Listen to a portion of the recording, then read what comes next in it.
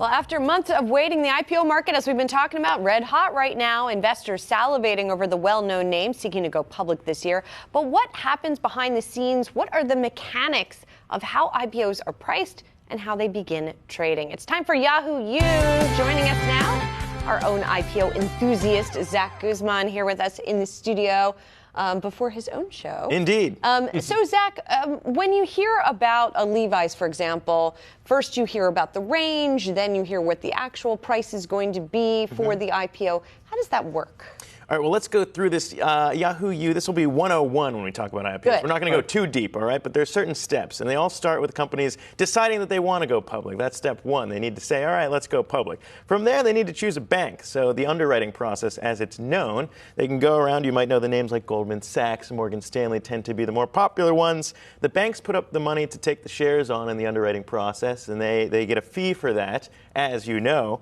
From there, though, they go around and try and see what demand might be like when they pitch to investors and say, all right, what's the interest like in this company? We're seeing that now with Lyft, what's known as the road show, when they go out and pitch to investors. From there, though, we talk about the S1, and we're awaiting the Pinterest S1 that could come as soon as today, when they actually put this filing together and say, all right, here's the prospectus, here's the financial information, here's what investors need to know that might be risks if you want to get in on this company. And from there, we get the range, right? And you mentioned the range with Levi, that was $14 to $16. They say how many shares they want to put out on the public market. And then, again, another update to the S1. We get to see, all right, what's this IPO actually going to price at based on demand that the bank sees in people wanting to invest and buy those shares. And then from there, we go ahead and it's list day.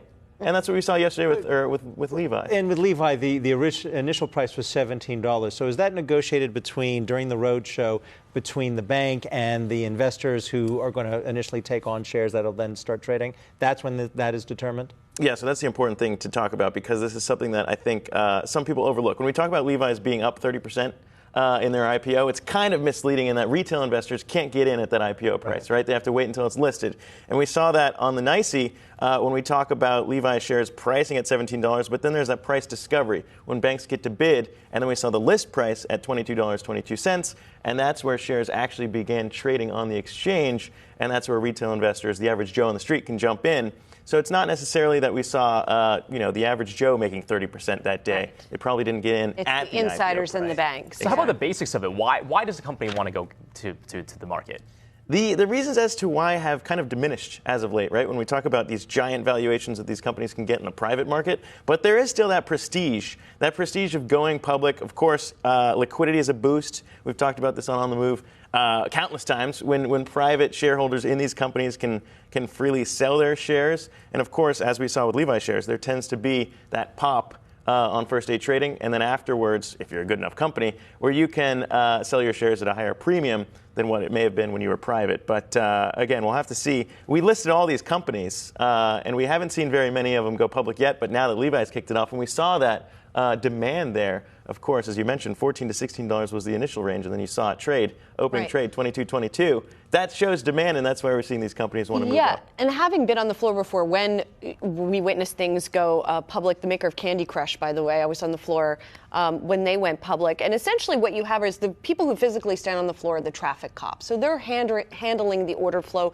the bids and asks. They're in discussion with their clients about how many shares those folks want to buy and at what price, right? Then you have the company itself, and then you have the banks that you mentioned, the investment banks that are handling the IPO. So there are all these different parties who are sort of looking at the bid and ask and trying to figure out exactly where the stock should open up. But to your point about the gap between the institutions and retail, it seems like it's not entirely fair, right? That the insiders and the institutions get a crack at, say, $17 when everybody else is going to have to pay $22. Exactly, and I think that's kind of why a lot of people are excited by the prospect of direct listings, which we talked about IPOs, but also, as we saw with Spotify, and perhaps we'll see it with Slack, is companies just going around those banks and saying, all right, people already know what we do, people know our name, we don't need you to go on a roadshow and get investors excited about our company. They already know us.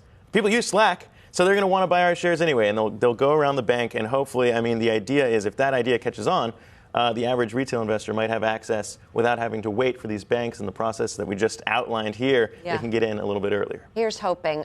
Zack, thank you so much for laying this out for us. While we have you here, what do you have coming up on your show? Oh, man, we've got a lot.